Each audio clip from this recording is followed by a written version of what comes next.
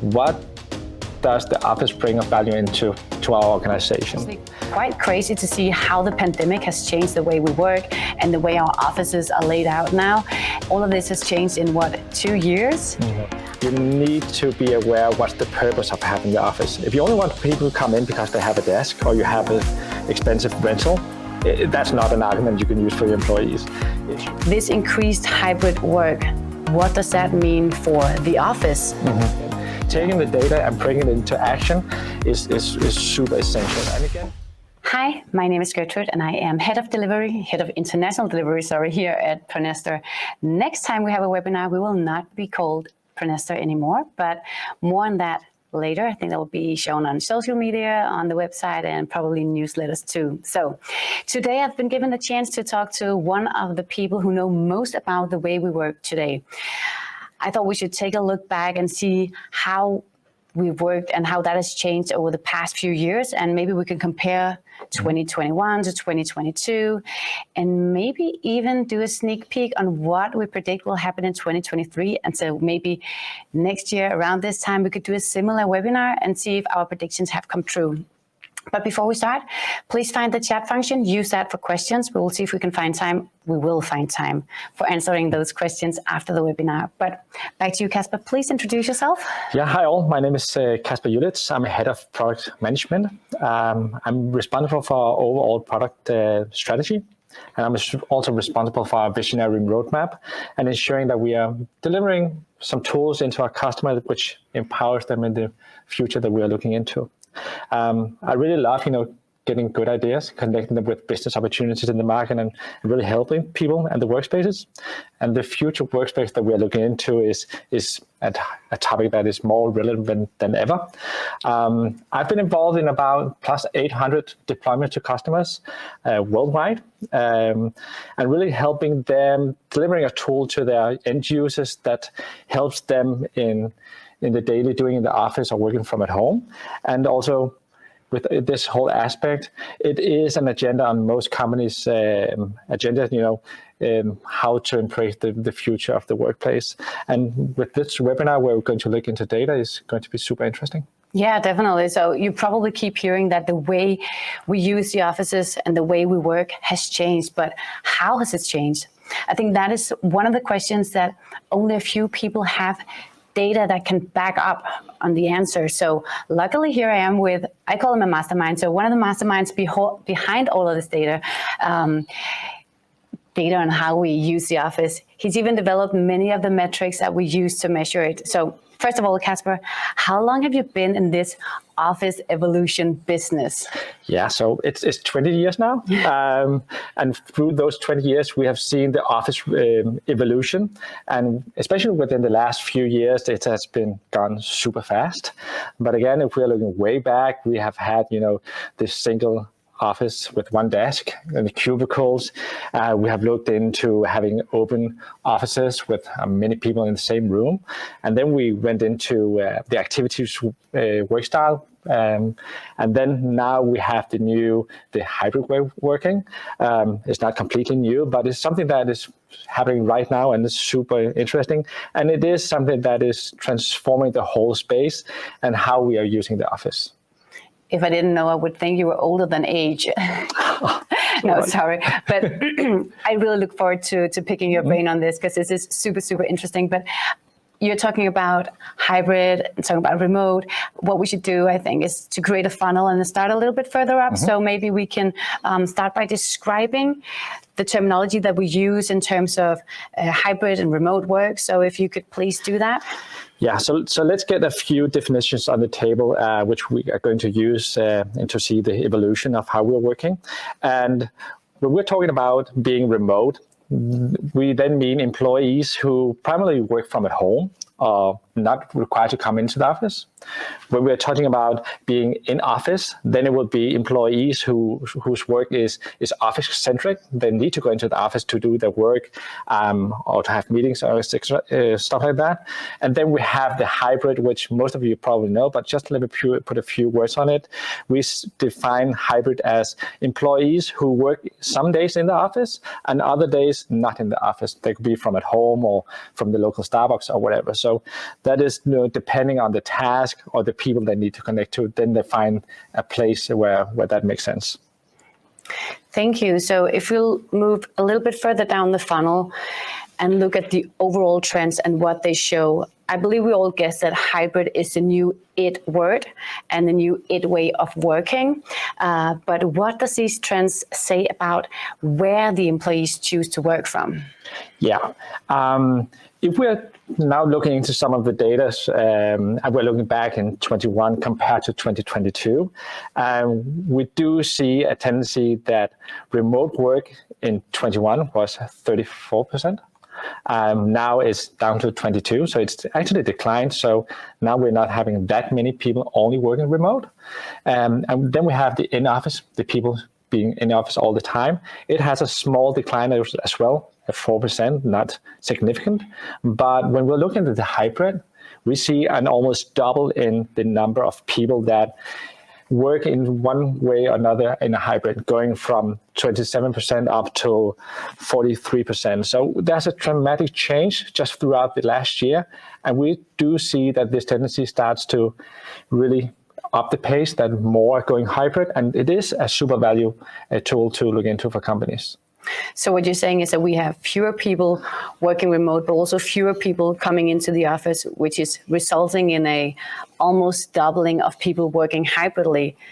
This is super interesting, I think. But this increased hybrid work, what does that mean for the office? Mm-hmm.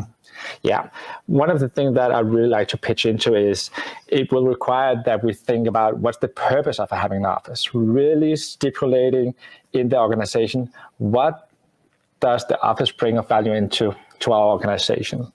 And some of the argument is, what are the requirements for the spaces that we need to have to really support our employees in the office? That would be the number of meeting rooms, type of meeting rooms, number of desks that we need, and how they should be arranged to help the colleagues in office to be in the best position to deliver great work or focused work in office.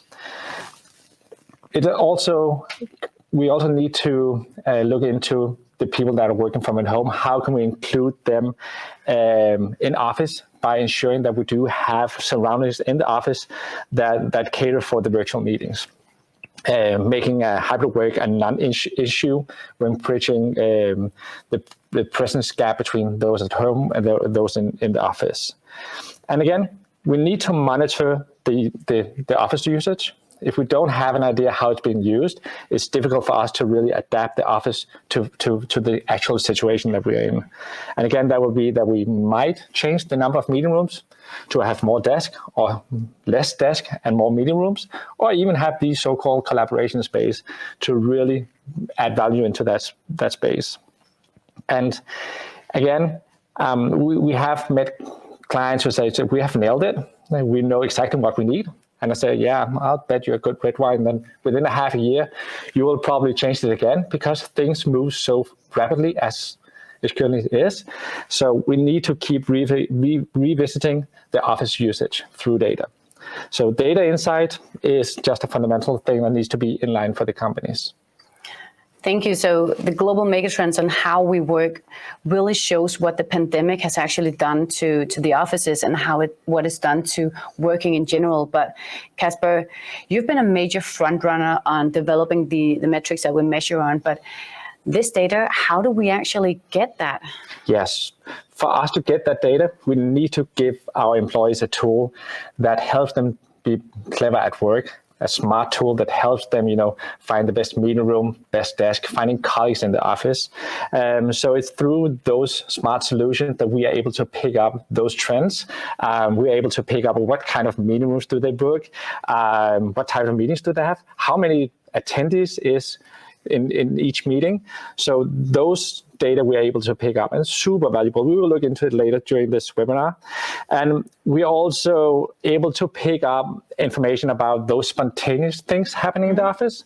So for you and I, Gertrud, we might have a spontaneous meeting. I meet you by the coffee machine. Do you have 2 minutes? We go into a meeting room that we haven't booked on forehand, but picking up the information that we're actually using the meeting rooms for such spontaneous meeting is super important. And again, we do see that people plan to have a meeting. They plan to come into the office. They book a desk. They book a meeting room, and for some reason they are not able to come into the office. So we need to pick on those what we call ghost bookings, because we need to learn on the behavior of those bookings, so we could nudge our users to cancel them well in time. Yeah, that makes good sense. So based on these data sets, what is it we actually see? Yeah, so we see a lot, but to be more concrete on that point, I think one of the aspects that we're looking into is the actual bookings of meeting rooms and desks. With the number of meeting rooms that we see through time, we will also be able to reveal a pattern on the usage. And that is so important that we give our organization an insight so they can, again, adapt their offices. And if we look into how the development of how meeting rooms have been booked, the trend is almost the same. So the one that is highlighted in 2022 shows that after the COVID, we are almost back in normal on how many meeting rooms have been booked, how many meetings we have in the office, compared to how it used to be and how we had, times during the COVID where nobody was in the office, but it's had actually picked up pretty fast. So we are almost back to normal, meaning that we have the same number of meetings rooms booked as we did before the pandemic.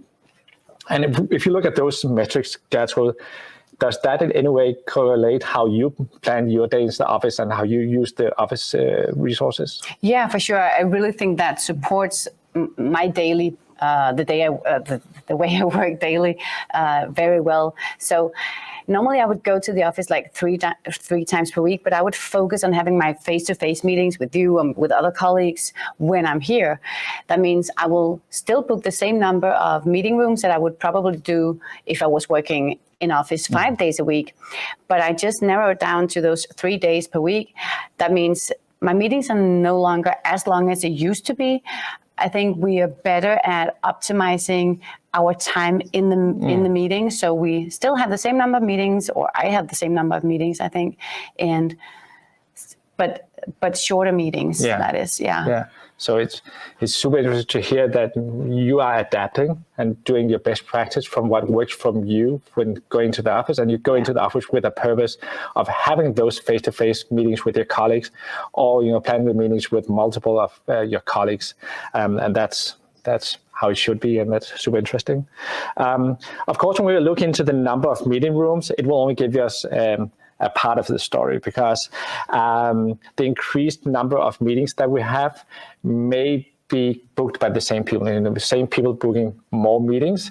And a survey from Microsoft in the first quarter of 2022 actually showed that with a period from 2020 to 2022, the number of meetings per person were escalate or increase with 150%, which is quite steep. So we do see that even though we are less people in the office, those people are actually involved in more meetings than ever. So again, having the meeting rooms available to have those meetings is very important. Yeah, that really sounds like the way I work as well. I think we have more face-to-face meetings and more meeting room meetings when I'm here than I used to. But what does these patterns for having meetings, like, how have they changed? Yeah. So one of the patterns that we also see in all the data set from our customers is that it's not just the number of meetings that has changed, but also actually the length of a meeting, the duration of a meeting has actually gone down. So we have been better at finishing our meetings well in time. And from these metrics in this graph, it shows that this has actually declined by 90%. So we're having the same meeting, but it's shorter, and that might be a positive side effect from working from at home, where we during COVID had back-to-back meetings, and we have learned to really be more effective during those meetings, and that trend we have brought back into the office. So really, learning and taking those things back to the office. So that has been a good thing about the way that we used to work. So what you're saying is we're actually on an hour meeting, we're actually cutting off 10, 12 minutes. Yeah. I see many people actually setting up their booking when you go in and you create a booking, for instance, in Outlook. You can set it up to be, it's always an hour, it's always half an hour, but I see many people who normally do an hour that set it down to 50 minutes. So that makes good sense. So they have those 10 minutes to do something else, actually. So I also hear you saying that we are more effective in our meetings, as I just said. And we have more meetings, yes, but it's worrying me a little bit as well, because with all of these meetings, and we're trying to be effective and productive and everything, optimizing everything, do we end up wasting people's time anyways? Yeah, that you could feel, definitely. Yeah. But again, looking into the data that we have picked up, we have actually seen that even though that we have more meetings than ever, the number of participants in each meeting has also declined. Oh. So now we don't have those mass meetings where, we have 20 colleagues sitting around a table and only 2 are speaking. We're actually focusing on that only want to, bring in you and your colleagues when it's relevant.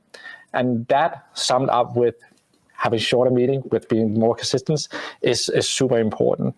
And with this whole tendency that we have more meetings, but they are shorter, with less people, will also then dictate that the office layout should change to adapt to those criteria. We even see customers that used to have a lot of larger meeting rooms.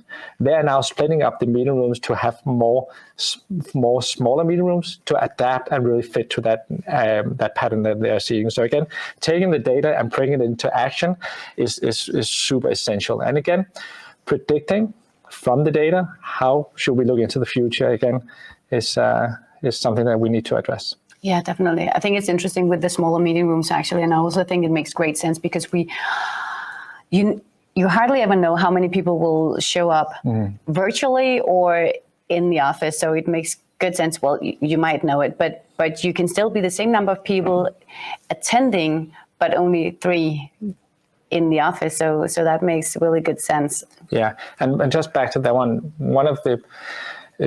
of the features in our tool set is also that when you need a meeting room, you want a meeting room that fits specific criteria, like having a video conference equipment in it. So you can actually find a room fitting the number of people that you intend to meet with on-premise, and also those that are connecting hybrid. But the tools that you need to have a good meeting is also in place. So that is super important that you really look into that usage. Yeah, I will need the right setup for my meetings always. Yeah, because you don't want to come into the office and you don't have access to the superior equipment, which makes you much better in doing those meetings, or sitting at the best desk, or sitting next to colleagues, because it's not just a deal about coming into the office because you have a desk. No way. It's about coming into the office because the colleagues you are working with are close by, or the meetings that you have is best performed since you have access to a meeting room with the right equipment. Yeah, that could be any type of equipment. It doesn't even need to be AV equipment. It could be a whiteboard, smart whiteboard, something like that you need to brainstorm or something. Yeah, I agree 100%. So all of this data is super, super insightful. I think it's actually quite crazy to see how the pandemic has changed the way we work and the way our offices are laid out now. All of this has changed in 2 years? I think this would have changed anyways. It would have changed the way we work over maybe a generation or 2, but in 2 years this has changed this much. So if we just look forward, just this year, maybe 2 years time, what can we predict from the data that we have right now? Can we say anything about what's going to happen? Yeah, so we have some indicators which we have put forward as our prediction going to next year. One of the more obvious one is that hybrid will become even more normal. Not just normal, but even more normal, because we are already in that flow. A lot of companies are looking into how can they adapt into hybrid and which form of hybrid. And with the current financial situation, companies, they are looking into how they can adopt the hybrid work style and how they can gain value from it.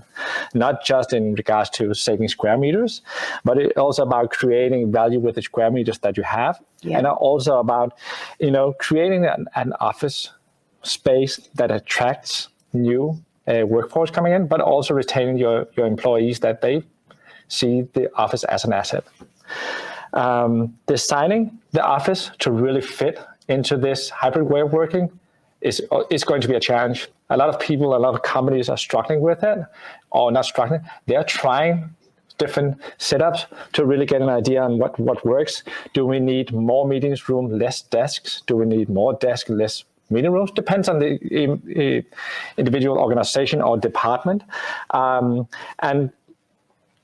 And it's within the collaboration thought, how can we enhance collaboration for those colleagues coming into the office? One of the more negative things that I see we are going to be struggling with is the polarization of, the discussion, should we work remote or in office? And that is, the fight over where to work from will become more polarized. And I think it's super important that both companies, the organization, but also the employees, they manage to turn it into a more constructive dialogue. So it's not, I want to work from home, I want to work in the office, but really, what's the value, what's the purpose, what will it benefit you and your colleagues and the organization to meet on a common ground. And again, in alignment with designing, we see that the office will be more agile. The requirement for the future office is in constant change, not overnight.